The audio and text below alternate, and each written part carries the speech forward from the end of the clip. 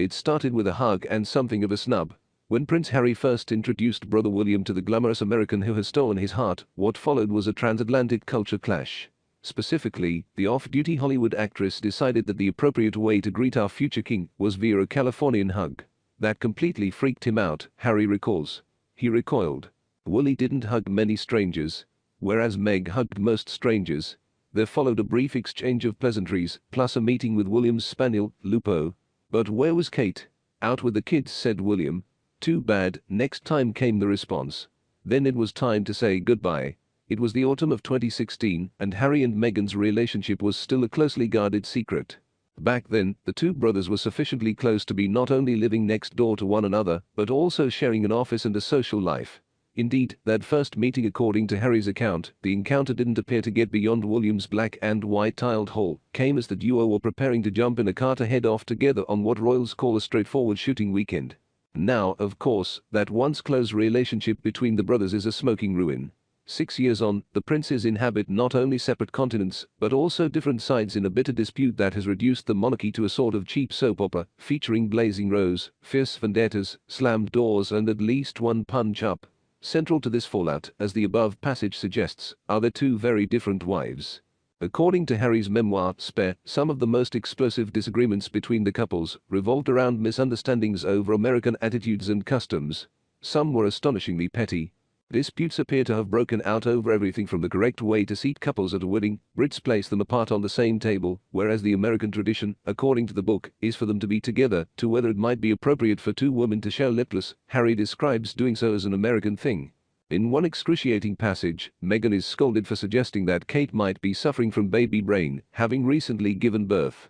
Harry's wife seems to think making such remarks is a girl thing, whereas our future king primly claims such alleged overfamiliarity is not what's done here in Britain.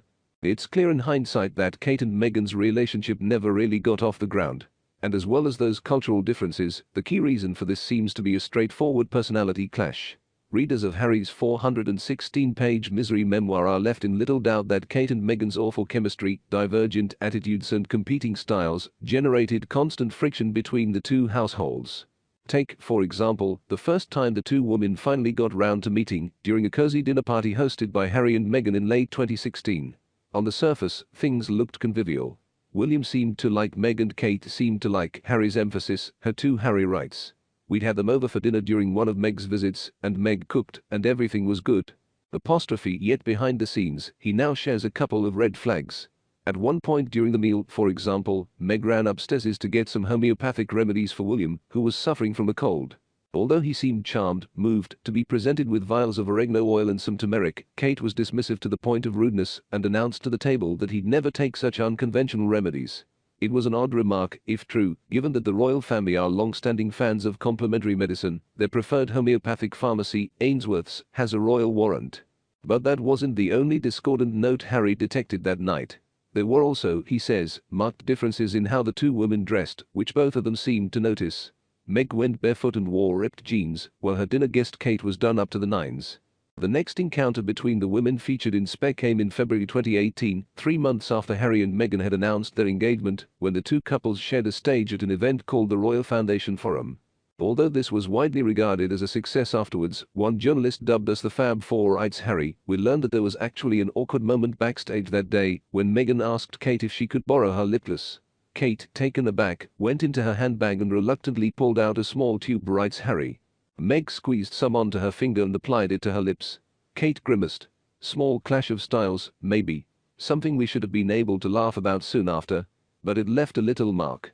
Apostrophe, there was also, he suggests, bad feeling over a newspaper article suggesting that Meghan's choice of a black dress at the event, Kate wore purple, was intended to indicate support for the Number Me Too movement, at a time when Hollywood actresses were wearing black on Oscar season red carpets, to show solidarity with victims of sexual assault. I think the article had Kate on edge, while putting her and everyone else on notice that she was now going to be compared to and forced to compete with Meg, Harry claims. At this point, it should be stressed that, to quote the late Queen, recollections may vary.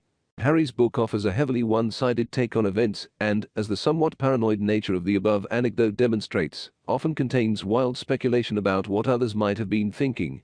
A study of contemporaneous events also shows that the book leaves out perhaps deliberately key events which suggest Kate and William did make at least some effort to extend a hand of friendship to Harry and his future bride.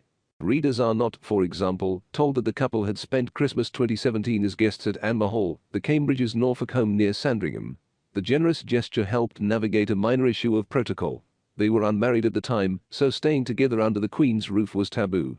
Be that as it may, it is widely agreed that things between the wives became seriously tricky in the days leading up to Harry and Meghan's wedding in May 2018, thanks to a stupendously silly row over the bridesmaid's dress that Princess Charlotte was required to wear. According to the version of events Harry shared this week, Kate was squarely to blame. He alleges that she sent a series of pushy text messages to Meghan, arguing that the French couture dress, which had been hand-sewn from measurements only, needed to be completely remade because it was too big, too long, too baggy for her 3-year-old daughter, who had cried when she tried it on at home. Meghan responded by asking Kate to bring the dress to the palace, where her personal tailor, Ajay, was standing by to carry out alterations. Kate was not keen.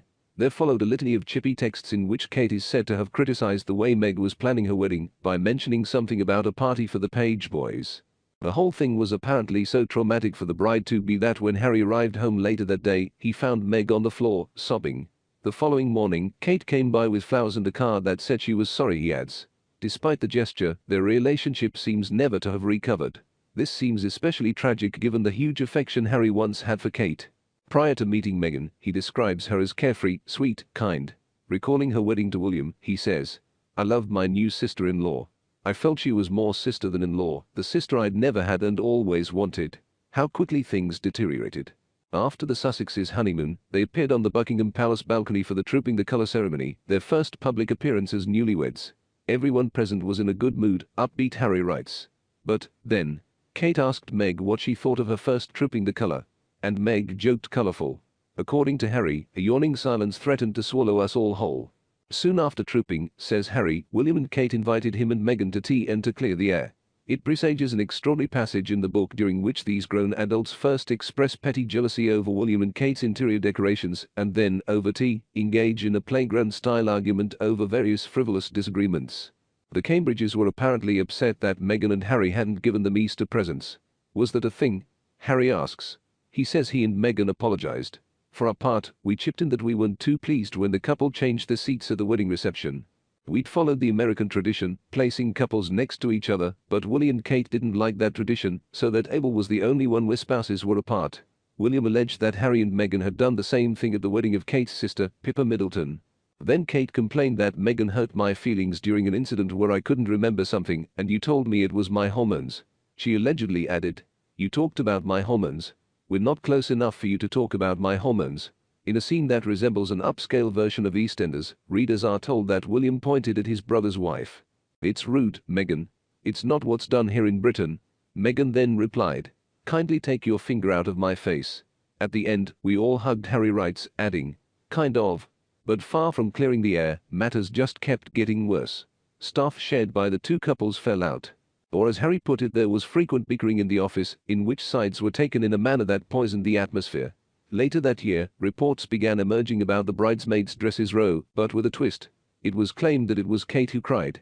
So on December 10, 2018, the two couples had a second summit, and on our turf, as Harry puts it. This time there was no small talk. Kate, says Harry, acknowledged that the stories were totally false. "I know, Meghan, that I was the one who made you cry." After what Harry describes as some supportive-sounding evasions from his brother about why the palace had not denied the story, the couples speculate who might have leaked it. Finally, says Harry, William conceded that at a dinner with his father and Camilla, he might have let it slip that there had been strife between the two couples. Harry adds dramatically, "I put a hand over my face. Meg froze. A heavy silence fell. So now we knew. I told Willie. You of all people should have known." A few months later, the couples announced that their offices would separate. Some efforts were then made to present a united front. In July 2019, 2 months after Archie's birth, William publicly demonstrated his affection for his brother's family by inviting them to a charity polo event at which they would be photographed together. And in October that year they collaborated on a PR film about mental health, directed by Richard Curtis. However, perhaps not surprisingly, Spen neglects to mention either of these incidents, nor any other subsequent event that might present things in a more positive light. Instead, it is suggested to readers that the die has been cast. The differences between Harry and William, and perhaps most importantly their wives, are simply too great. Megxit, in other words, is inevitable. All of which brings us back to the day William and Meghan first met.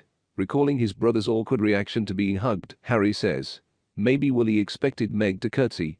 It would have been protocol when meeting a member of the royal family for the first time. There is no further evidence offered in support of this claim. It is, instead, one of many speculative projections that litter his book. But the fact he makes it underlines how utterly doomed the not-so-merry wives of Windsor were from the start.